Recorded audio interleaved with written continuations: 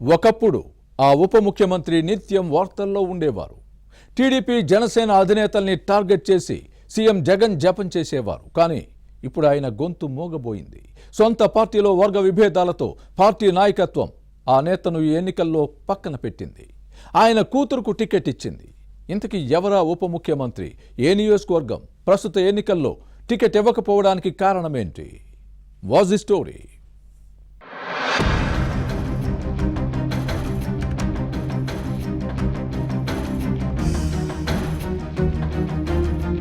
కాలం కలిసి రాకపోతే రాజకీయాల్లో సీన్ రివర్స్ అవుతుంది.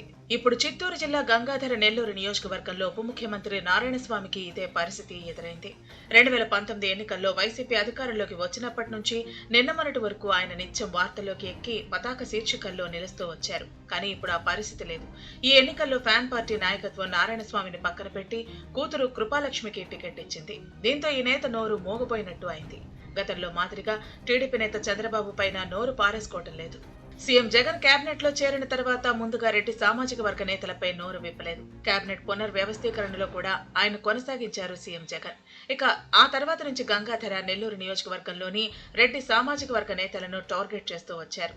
పార్టీ అధినేత జగన్ రాజకీయంగా ఎస్సీలకు ఇస్తున్న ప్రాధాన్యతను చూసి రెడ్లు సైతం ఎస్సీలుగా పుట్టాలనుకుంటున్నారని ఈ నేత చేసిన కామెంట్స్ అప్పట్లో దుమారానికి దారితీశాయి. కమ్మకులంలో ఉన్నంత యూనిటీ రెడ్లలో ఎందుకు లేకుండా పోతుందో అర్థం కావటం లేదంటూ చేసిన విమర్శలు కూడా చర్చనీయాంశంగా మారాయి.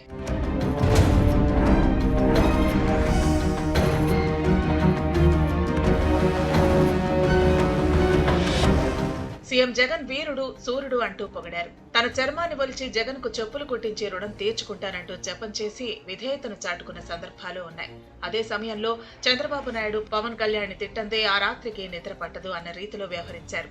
ఉప ముఖ్యమంత్రిగా ఉన్న తన నియోజకవర్గానికి మాత్రమే పరిమితమయ్యారనే విమర్శలను ఎదుర్కొన్నారు. గంగాధర నెల్లూరు నియోజకవర్గంలోని 6 మండలాల వైసీపీలో వ్యతిరేకతను మూటగట్టుకున్నారు. ప్రధానంగా ప్రభుత్వ సలహాదారుడు చిత్తూరు మాజీ ఎంపీ మహాసముద్రం జ్ఞానేందర్ రెడ్డితో విభేదాలు ఉండేవి. ఇద్దరి మధ్య పచ్చగడ్డి వేస్తే భగ్గుమనే పరిస్థితులు కొనసాగాయి. ఈ రెండు వర్గాలు తరచూ ఒకరిపై మరొకరు కత్తులు దూసుకున్న సందర్భాలు లేకపోలేదు. నారాయణస్వామికి టికెట్ వ్యవహారంలో ఇరు వర్గాలు రోడ్డెక్కిన సందర్భాలు ఉన్నాయి. సీట్ ఇవ్వద్దని వ్యతిరేక వర్గం ఆందోళన చేస్తే టికెట్ ఇవ్వాల్సిందేనని అనుకూల వర్గం పట్టుపట్టింది.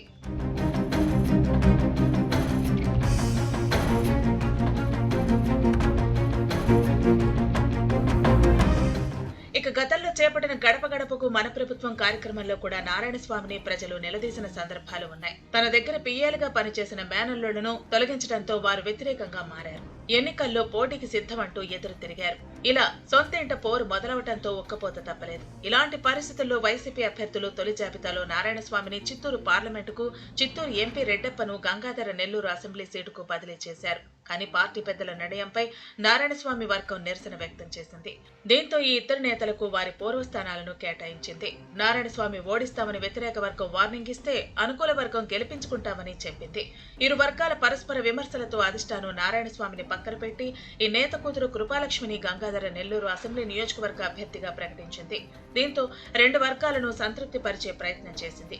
దీంతో నారాయణస్వామి గొంతు నొక్కినట్టుగా అయింది. కానీ అధికార పార్టీలో వర్గపోరు భగ్గుమంటోంది. వైసీపీ ప్రభుత్వంపై ప్రజల్లో వ్యతిరేకత ఉంది. ఈ పరిస్థితుల్లో టీడీపీ అభ్యర్థి థామస్ వైపే ప్రజలు మొగ్గు చూపుతున్నారనే ప్రచారం జరుగుతోంది. గంగాధర నెల్లూరు నియోజకవర్గ రాజకీయాల్లో భవిష్యత్ పరిణామాలు ఎలా ఉంటాయో చూడాలి మరి.